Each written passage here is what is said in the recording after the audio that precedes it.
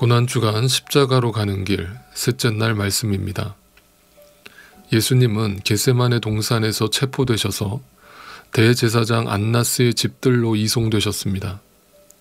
그리고 그곳에서 여러 가지 신문을 받고 계십니다. 6월절이 다가오던 이스라엘은 지금 우리의 시간과 비슷하여서 3월에서 4월 사이가 됩니다. 특별히 이때 예루살렘은 광야 주변에서 불어오는 광풍으로 인해 밤이 되면 몹시 추운 날씨가 되곤 했습니다. 그렇게 성경은 몸이 저절로 움츠려드는 어느 이른 봄날 캄캄한 밤으로 우리를 초대합니다. 오늘 본문 18장 15절 말씀입니다. 시몬 베드로와 또 다른 제자 한 사람이 예수를 따라갔다. 그 제자는 대제사장과 잘 아는 사이라서 예수를 따라 대제사장의 집 안뜰에까지 들어갔다. 겟세마네 동산에서 예수님이 체포되시고 제자들은 모두 도망쳤습니다. 그러나 오늘 요한복음의 기록에 의하면 전부가 도망쳤던 것은 아니었습니다. 제자들 모두가 도망친 줄 알았는데 베드로와 또 다른 제자 한 사람이 예수님을 쫓아갔습니다. 여기서 또 다른 제자 한 사람이라고 지칭한 제자는 바로 이 요한복음을 기록하고 있는 사도 요한 자신입니다. 그들은 요한의 친분으로 대제사장 안나스의 집 안뜰에까지 들어갈 수 있었습니다.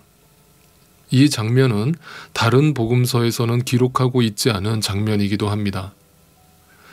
사도 요한은 그 현장에 직접 있었던 사람으로서 이 상황을 다른 복음서보다 더 자세히 설명할 수 있었던 것입니다. 이처럼 예수님이 붙잡히시던 밤, 다른 제자들은 모두 도망쳤지만 요한과 베드로는 대제사장과 친분이 있다는 이유로 그 집 안뜰까지 들어가 예수님을 멀리서 지켜보고 있었습니다. 이 상황을 보다 면밀히 들여다보겠습니다. 요한은 대제사장과 친분이 있었기에 안전하게 대제사장의 안뜰까지 들어갈 수 있었고 베드로도 요한을 따라서 그곳에 들어갈 수 있었습니다. 다시 말해서 요한과 베드로는 지금 안전을 위협받는 상황이 아니었다는 뜻이 됩니다. 그곳에 있던 사람들은 요한이 예수의 제자라는 것을 당연히 알고 있었고 요한과 함께 온 베드로에게 당신도 예수의 제자냐고 물었을 뿐이라는 것입니다. 17절 말씀입니다. 그때에 문지기 하녀가 베드로에게 말하였다. 당신도 이 사람의 제자 가운데 한 사람이지요? 베드로는 아니요 라고 대답하였다. 쉽게 말해서 베드로가 이 질문에 네, 저도 예수의 제자입니다 라고 대답한들 베드로나 요한이 생명의 위협을 받는 상황은 아니었다는 뜻입니다. 그럼 도대체 무엇 때문에 베드로는 예수님을 부인했던 것일까요? 생명의 위협을 느끼지 않는 상황에서도 왜 베드로는 예수님을 전혀 모르는 척을 했던 것일까요? 대제사장 안나스의 뜰로 상징되는 그곳은 유대인 공동체의 중심부라고 할 수 있습니다. 오늘날도 그렇습니다만 당시 유대인 공동체는 선민 사상이 뿌리가 된 폐쇄적인 공동체였습니다. 그 공동체의 일원으로서 살아가는 것이 그들에게는 엄청난 자부심이요 자신들의 정체성이었습니다. 다시 말해 베드로가 두려워했던 것은 자신의 생명의 위협이라기보다는 유대인 공동체에서 배척당하는 것, 소외당하는 것이었습니다. 즉 예수의 제자로 인식되는 사람들의 따가운 시선이었습니다. 사도행전의 기록을 보면 당시 유대인 공동체의 위상이 얼마나 대단하고 견고한 성이었는지를 엿볼 수 있습니다. 이방인의 사도로 부르심을 받은 사도 바울도 이방인들에게 복음을 전한다는 이유만으로 유대인들에게 숱하게 핍박을 받아야만 했습니다. 또한 오늘 본문의 당사자인 베드로는 이방인과 식사를 하다가 유대인들이 들어오자 급히 자리를 피한 일로 사도 바울에게 질책을 듣기도 했습니다. 이처럼 당시 시대 속에서 유대인으로 태어났으면서 유대인 공동체로부터 배척을 받는다는 것은 그 순간부터 철저하게 아웃사이더가 된다는 것을 의미했습니다. 이것은 단지 유대인들만 그런 것은 아닙니다.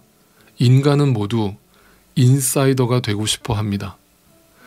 어떤 이유로든 자신이 속한 공동체에서 아웃사이더가 된다는 것은 두렵고 슬프고 외로운 일이기 때문입니다. 그런 의미에서 베드로의 배신은 어떠한 강압적인 분위기 속에서 생명의 위협을 느껴서 예수님을 부인했다고 보기보다는 당시 유대인들에게 철저한 아웃사이더로 비춰지던 예수의 제자로 불려지는 것이 두려웠다고 보는 것이 적절해 보입니다. 그러나 그 베드로가 아웃사이더가 되는 것이 두려워서 예수님을 부인했든 생명의 위협을 느껴서 부인을 했든 중요한 포인트는 그것이 아닙니다. 중요한 것은 그가 불과 하루 전 예수님한테 이렇게 고백했다는 데 있습니다. 마태복음 26장 33절 말씀입니다. 베드로가 예수께 말하였다. 비록 모든 사람이 다 주님을 버릴지라도 나는 절대로 버리지 않겠습니다. 그 대답이 빈말이 아님을 확실히 하기 위해 베드로는 한 번 더 고백합니다. 35절 말씀입니다. 베드로가 예수께 말하였다. 주님과 함께 죽는 한이 있을지라도 절대로 주님을 모른다고 하지 않겠습니다. 그리고 다른 제자들도 모두 그렇게 말하였다. 다른 제자들도 모두 그렇게 말하였다. 모든 제자가 베드로와 똑같이 자신감을 가지고 나는 절대 부인하지 않을 거예요 라고 이구동성으로 이야기했다는 말입니다. 저는 여기서 베드로와 제자들의 마음을 생각해 보았습니다. 지금 저들은 예수님 앞에서 거짓말을 하고 있는 것일까? 아니면 인간적 허세를 부리고 있는 것일까?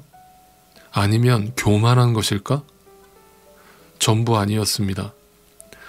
베드로와 제자들의 이 고백은 절대 거짓말도 허세도 그렇다고 교만함도 아니었습니다. 그들은 그 당시 진심으로 주님을 부인하지 않겠다고 스스로에게 다짐을 했던 것입니다. 그리고 그 진심이 담긴 충성 맹세에 예수님도 진실로라는 단어를 반복하시면서 반드시 네가 나를 부인할 것이라고 진심으로 응하셨던 것입니다. 지금 예수님과 베드로는 미래에 일어날 일에 대해서 누구의 추측이 더 정확한지 내기를 하고 있는 것이 아닙니다. 예수님과 베드로는 서로 진실을 말하고 있습니다. 베드로는 베드로의 진실을, 예수님 역시 베드로라는 인간의 진실을 가감없이 이야기하고 있는 것입니다. 요한복음은 이러한 베드로의 배신 이야기를 전하면서 동시에 그것과 대조되는 예수님의 고백을 전합니다. 요한복음 18장 4절 말씀에 예수께서는 자기에게 닥쳐올 일을 모두 아시고 앞으로 나서서 그들에게 물으셨다. 너희는 누구를 찾느냐? 5절 말씀에 그들이 대답하였다. 나사렛 사람 예수요. 예수께서 그들에게 말씀하셨다. 내가 그 사람이다. 베드로가 예수님을 부인했을 때 사용한 단어 우크에이미는 I am not 이라는 뜻입니다. 그런데 여기서 예수님이 내가 그 사람이다 라고 고백한 에고에이미는 I am 이라는 뜻입니다. 다시 말해 인간의 대표 베드로는 절대 아니다 라는 강한 부정을, 예수님은 절대로 그렇다는 강한 긍정을 표현하셨다는 것입니다. 베드로의 강한 부정의 의미는 알겠는데 예수님의 강한 긍정이란 무엇을 의미할까요? 겟세마네 동산에서 체포되실 때 예수님이 하신 말씀입니다. 8절 말씀입니다. 예수께서 말씀하셨다. 내가 그 사람이라고 너희에게 이미 말하였다. 너희가 나를 찾거든 이 사람들은 물러가게 하여라. 여기서 말하는 이 사람들은 제자들을 가리킵니다.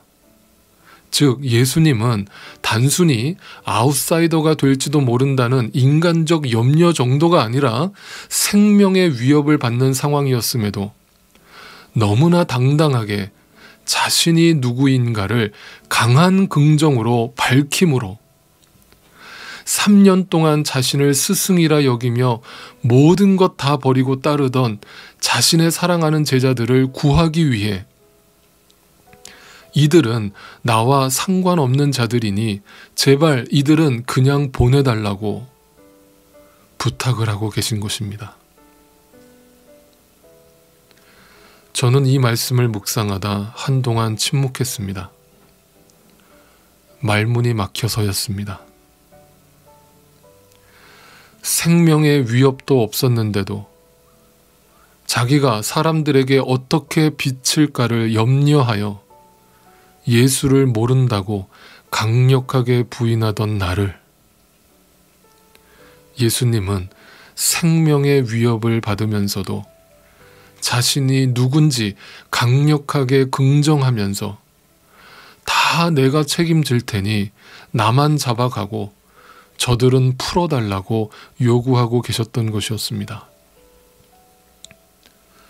광야에서 찬바람이 몰아치던 몸이 저절로 움츠려들던 이른 봄 어느 캄캄한 밤 베드로는 얼어붙은 손과 몸을 녹이기 위해 본능적으로 불가로 나아갔습니다. 마치 자신의 차디찬 마음도 함께 녹이려는 듯. 그리고 얼마 지나지 않아 닭 울음소리가 멀리서 들려왔습니다.